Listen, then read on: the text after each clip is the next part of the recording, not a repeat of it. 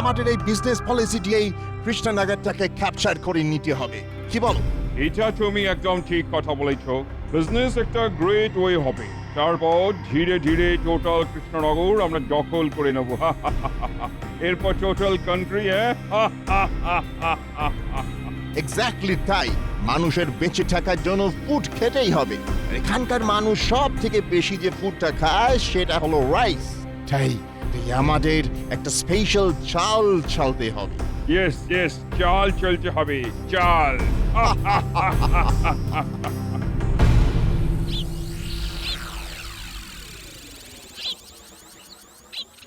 বড্ড বেলা হয়ে গেল, এদিকে খিদেতে পেট চুঁচুই করছে। বলি আজ যে তোমার দেরি হলো বড়।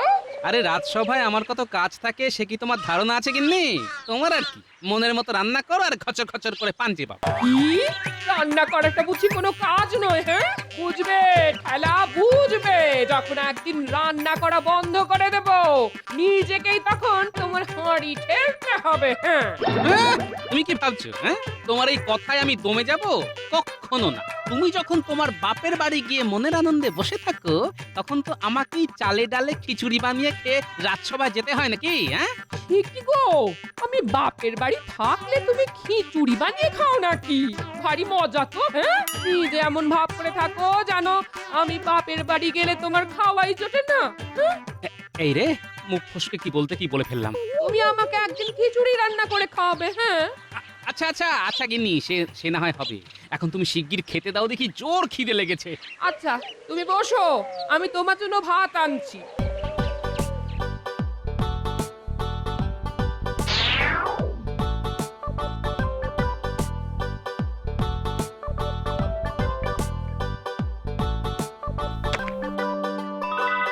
বলি নাওয়া কি ছেড়ে দিয়েছো নাকি?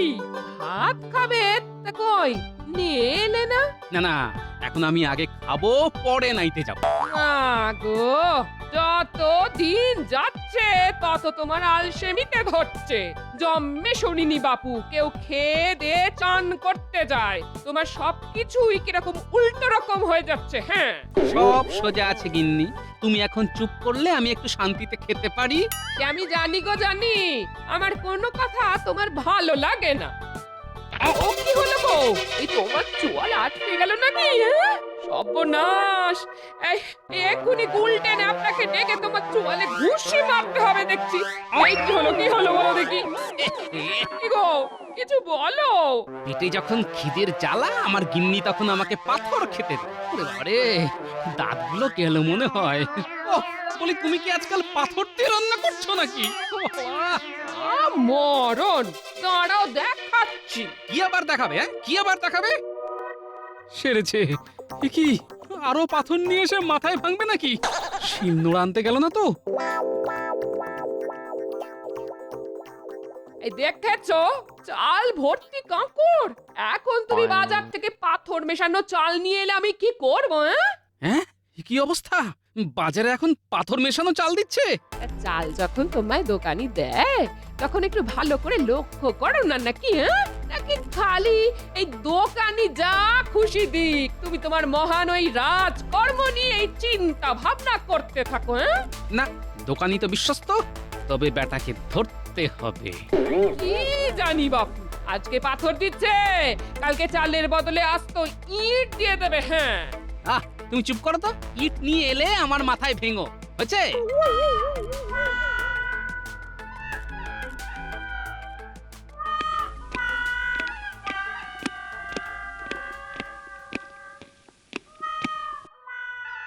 কি ব্যাপার, সিংহাসন খালি, রাজামশাই এখনো আসেননি?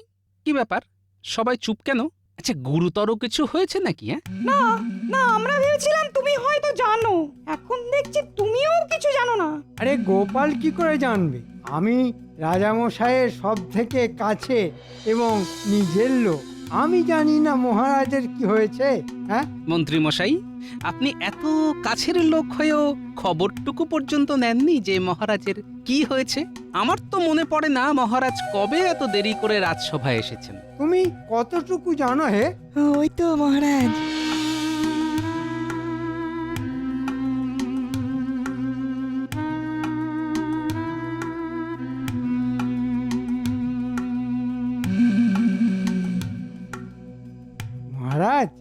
হয়েছে আপনার? হ্যাঁ মহারাজ, কি কি হয়েছে আপনার? আমি যে চিন্তায় শোকে পাথরের মতো বসেছিলাম, ভয়ে কোনো সংবাদ নিতে পারিনি। যদি সত্যি কোনো খারাপ খবর হয়। মহারাজের কি কথা বলতে কোনো সমস্যা হয়েছে? যদি খুব শারীরিক সমস্যা হয় তবে না হয় আজকের দিনটা। না গোপাল, না, কষ্ট হলেও আমি কথা বলবো। কাল রাতে যখন খেতে বসলাম, বেশ সুন্দরভাবে ভাত খাচ্ছি, এমন সময় এমন সময় কি মহারাজ? কোনো শত্রু কি খাবারে বিষ মিশিয়ে দিয়েছে? না না, ভাতের মধ্যে ছিল ভয়ঙ্কর বড় দুটো কাঁকড়, আর সেই কাঁকড় অসাবধানে চিবিয়ে আমার দাঁত দুখানা ভেঙে গেছে। মহারাজ, মহারাজ, যন্ত্রণা কমানোর পচন আমার কাছে আছে, আর আপনার এখন ওই বিশ্রামের প্রয়োজন। মহারাজ, আজকে আমার ভাতের মধ্যে বড় বড় কাঁকড় ছিল। আমি কিন্তু খুব চিন্তিত হয়ে পড়ছি, কারণ আমাদের রাজ্যের চাল এত ভালো যে আগে এরকম কাঁকড় পড়ার উদাহরণ নেই। আহ গোপাল, গোটা রাজ্যের চালের কথা এই মুহূর্তে ভাবার দরকার নেই। সবার আগে দরকার মহারাজের সুস্থ হয়ে ওঠা। হ্যাঁ, তবে এটা খুব সত্যি কথা যে রাজ্যে রাজার ভাতের চালি কাঁকড়, সে রাজ্যের প্রজাদের চালে না জানি কত কি মেশানো আছে। আমাকে খুব শিগগিরই সেই সব জানতে হবে। আচ্ছা, সে নয় পরে ভাবা যাবে। তবে আপনার সাথে সাথে গোপালের চালেও কাঁকড় পড়ল, এটা কেমন জানি সন্দেহজনক। এটা আবার ওর এক চালও হতে পারে। বেশ তো, বেশ তো। আমাকে যদি বিশ্বাস না হয় তাহলে আপনি আসুন আমার বাড়িতে, এক থালা ভাত খেয়ে যান। আমন্ত্রণ রইল। ঠিক আছে, ঠিক আছে, আর কোনো কথা নয়। মন্ত্রী, তুমি তুমি চুপ করো, চুপ করো। মহারাজ, মহারাজ, আপনি আর কথা বলবেন না, আপনার বিশ্রামের প্রয়োজন। বৈদ্য ঠিক বলেছে মহারাজ, আপনার সত্যি বিশ্রামের প্রয়োজন। শোনো, আগামী ৩-৪ দিন রাজসভা বন্ধ থাকবে। আমি তো আর কথাই বলতে পারছি না। আজ রাজসভা এ পর্যন্তই। ওহ বাবা!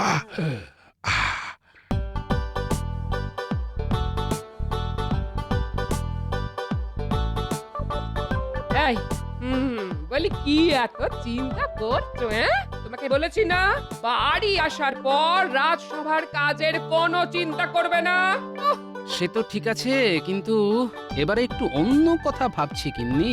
আসলে রাজসভা আগামী ৩-৪ দিন বন্ধ থাকবে। এ কি গো, আর আবার কি হলো? কাঁকড়ে কামড় দিয়ে মহারাজের দুটো দাঁত একদম ভেঙে গেছে, যার ফলে উনি কথাই ভালোভাবে বলতে পারছেন না। মহারাজও কাকুরচি বলেন? যাই হোক, কি আর করা যাবে বলো। এই শোনো না, আমার মাথায় না একটা বুদ্ধি এসেছে। তোমার মাথায় তাহলে বুদ্ধি এলো শেষমেশ? আমি যা বলছি সেটা শোনো। বেশ বেশ, বলো শুনি। আগামী ৩-৪ দিন তোমার কোনো কাজ নেই। না মানে, কাজের কি অভাব আছে? না, তোমার কোনো কাজ নেই। তুমি আমাকে ঘরে জ্বালাবে, সেই জন্য আমি ঠিক করলাম আমরা যাব। কোথায়? তীর্থ করতে? না না না না, আমার বাপের বাড়িতে। সেটাই আমার তীর্থস্থান, বুঝলে? হ্যাঁ, না বুঝে আর উপায় কি?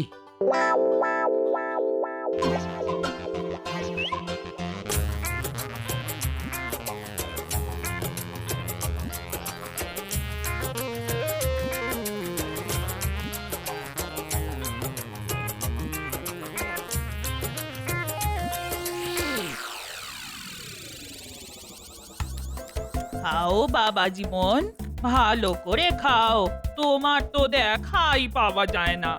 জামাইবাবু তো রাজকার্যে সব সময় ব্যস্ত থাকে। সে কি আর আমি জানি না। রাজকার্য না ছাই, তোমার জামাই বড্ড কুঁড়ে হয়ে গেছে। হ্যাঁ, এবারেও তো আসতে চাইছিল না, আমি জোর করাতে এলো। আহ ওই চুপ কর না, জামাই বাবা জীবনকে একটু শান্তি মতো খেতে দে। কি দিদি, হ্যাঁ তুই জামাই বাবুকে শান্তিতে খেতে দিস না? হ্যাঁ তা দেখ, তুমি তো তোমার দিদিকে চেনোই। তবে শ্বশুর বাড়িতে এসে ভালো করে খাবার মতো শান্তি আর কোথাও নেই। তোমাদের এত আপ্যায়ন, এত যত্ন আত্মি, এ কোথায় পাবো বলো? যত্ন তো করতেই হবে বাবা, জামাই বলে কথা। বাজার থেকে বেছে বেছে সেরা ইলিশ মাছগুলি নিয়েছি। তুমি আরো দুটো মাছ নাও বাবা জীবন। ওরে বাবা, আর না আর না, 5খানি বড় বড় মাছের টুকরো খেয়েছি, আর হজম করতে পারবো না। জামাই বাবু, মাছগুলোর স্বাদ কেমন ছিল? খুবই খুবই ভালো, খুবই ভালো, কোনো তুলনা নেই। আমি খুব তৃপ্তি করে খেলাম, বুঝলে। তবে সব থেকে ভালো কিন্তু ভাতের স্বাদ, কোনো তুলনা নেই। বহুকাল এত সুন্দর চালের ভাত আমি খাইনি, বুঝলে। তাই না? আচ্ছা ভাই, এই চাল তুই কোথা থেকে এনেছিস? হ্যাঁ, বাজার থেকেই এনেছি। আজ 2-3 সপ্তাহ ধরে বাজারে এই চাল এসেছে। যদিও খুব দামি চাল। বুঝতে পেরেছি, দামি তো হতেই হবে। বুঝলে শ্যালক ভাই, তুমি যে দোকান থেকে চাল নিয়েছিলে, আমাকে সেখানে একবার নিয়ে চলো তো। জামাই বাবু, ওই দোকানটা বাজারের আরেক প্রান্তে। হ্যাঁ চলো না, যাই। এত ভালো চাল, ভাবছি বাড়ি ফেরার সময় 1 বস্তা চাল নিয়ে যাব। বাহ, এ তো খুব ভালো কথা। চলুন চলুন জামাই বাবু, আপনাকে ওই চালের দোকানটায় নিয়ে যাই।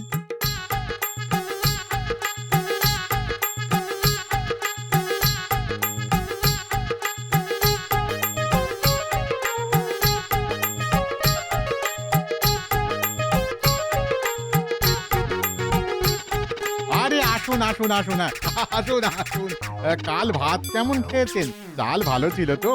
চাল আপনার অতি উত্তম। ইনি হলেন আমার জামাই বাবু। আপনার দেওয়া চালের ভাত খেয়ে উনি খুব খুশি হয়েছেন। হতেই হবে, হতেই হবে। এই চাল সবারই খুব পছন্দ হচ্ছে। মশাইয়ের থাকা হয় কোথায়? আমি কৃষ্ণনগরেই থাকি। বেশ বেশ বেশ। আপনার এই চাল আমার খুব ভালো লাগে, যার জন্য আমি ভাবছিলাম ফিরে যাওয়ার আগে আপনার থেকেই 1 বস্তা চাল নিয়ে যাব। বাহ বাহ বাহ বাহ। আচ্ছা, আপনার এই চালের দাম কত? আগে যে চাল অমূল্য, তার কি ওই সামান্য দাম আপনি দিতে পারবেন না? হ্যাঁ, সেই সামান্য দামটাই তো শুনতে চাইছি। আমার এই চাল বস্তা হচ্ছে 16 আনা। হ্যাঁ, দামটা একটু বেশি বটে। আগে 16 আনা খাঁটি চালের দাম যে 16 আনাই হবে। সে বেশ বেশ বেশ, আমি পরশু যাবার আগে নিয়ে যাব। তবে এটাও ভাবছি যে কৃষ্ণনগরে এই চাল তো আর পাবো না। না না না, নিশ্চয়ই পাবেন। তবে আপনাকে আমার মহাজনের সাথে কথা বলে চাল নিতে হবে। আচ্ছা, আপনার মহাজনকে? তাকে তো আমি চিনি না। আপনি যদি তার নাম ঠিকানা দেন তবে খুব ভালো হয়। সবাইকে তো দিতে পারি না। তবে আপনার শ্যালক বাবু আমার রোজগার খরিদ্দার, আর আপনি হলেন তার জামাই বাবু। আপনাকে না দিলে তো মহা পাপ হবে। সে আমি জানি। একটু একটু একটু অপেক্ষা করুন। হ্যাঁ, এই যে ইংরেজ বণিক, এই ঠিকানায় গেলেই তার দেখা পাবেন। তাকে বলবেন আমার কথা, বলবেন আমি পাঠিয়েছি। ব্যাস ব্যাস, তারপরে আর কোনো সমস্যা হবে না। আপনাকে অনেক ধন্যবাদ। পরশু তাহলে চালটা নিয়ে যেতে ভুলবেন না কিন্তু। না না, কখনোই নয়।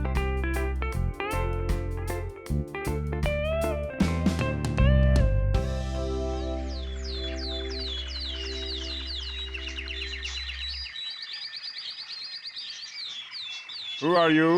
এই রে, ইংরেজি তো বুঝি না সাহেব। ওকে ওকে, আমি বাংলা বুঝি। কে আপনি? কি চাই আপনার? নমস্কার, হ্যাঁ নমস্কার। আমি রতন রায়। আমি আসলে চালের নতুন ব্যবসা শুরু করবার পরিকল্পনা করেছি বলেই আপনার এখানে আসা। ও আচ্ছা, বেশ বেশ। কিন্তু ইউ মিন তুমি এই চালের ব্যবসার কি জানো? এই কতটুকু বোঝো বলো তো? নাকি হঠাৎ ইচ্ছে হইল? হ্যাঁ, না না, আসলে আমার অনেক দিন ধরেই ইচ্ছে কৃষ্ণনগরেই চালের দোকান দেওয়া।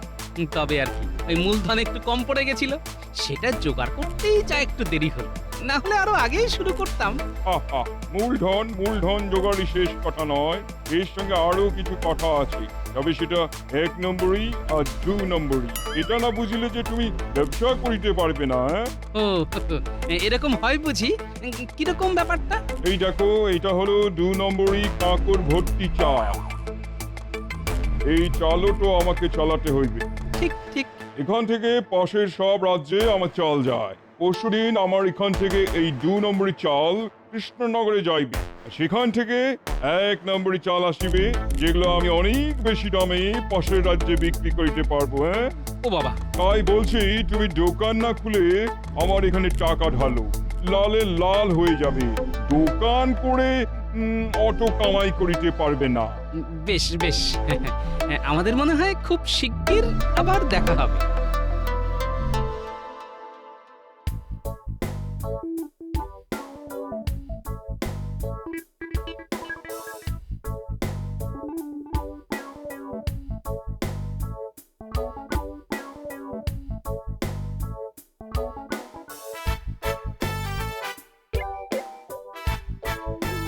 ওকে ওকে। এর মানে কি গোপাল? কার কথা বলছো তুমি? কিছু না মহারাজ, ওই ইংরেজরা যখন কোনো কথা খুঁজে পায় না তখন বলে ওকে ওকে।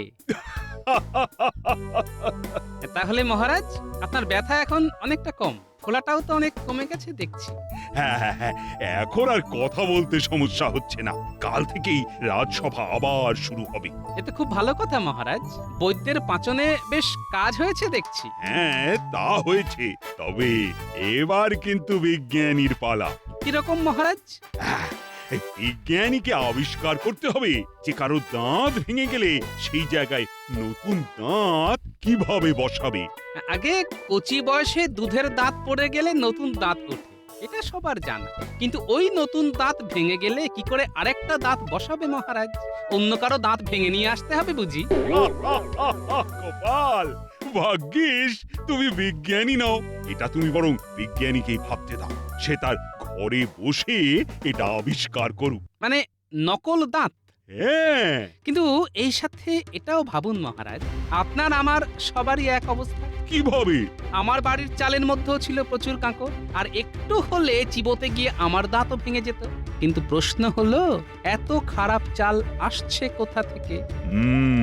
কিন্তু মহারাজ, আপনার সাথে আমার খুব গোপনীয় কথা আছে মহারাজ। সকলের সামনে এগুলো বলা যাবে না, তাই আগে ভাগে আপনার সাথে দেখা করতে চলে এসেছি। বেশ, তো কি শুনি?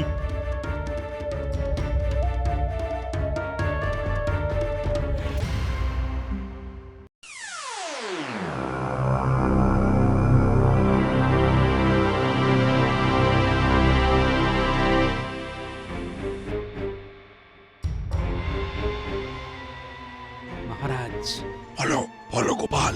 দেখুন মন্ত্রী কি করছে। দেখতেই তো পাচ্ছি বিশ্বাসঘাতকটাকে। আজ বছর শেষ দিন, কে যা শেষ করার আমি করব। মহারাজ, ওই দেখুন ধানের গোলা। কিন্তু আপনি যা ভাবছেন তা কিন্তু নয়। ও, মানে ওটা ধানের গোলা নয়? না মহারাজ, বাইরে থেকে দেখে সবাই ভাববে ওটা ধানের গোলা, কিন্তু ওটায় ভর্তি পাথর। আচ্ছা, বুঝতে পারছি এবার ওদের চালাকি। এই 2 বস্তায় অর্ধেক কাঁকড় ভরো, বাকিটা চাল ভরবে।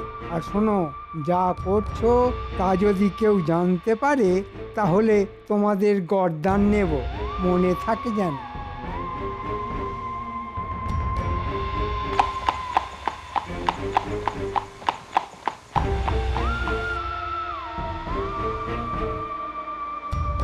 আরো 3 গাড়ি ভর্তি পাথর আসিয়াছে।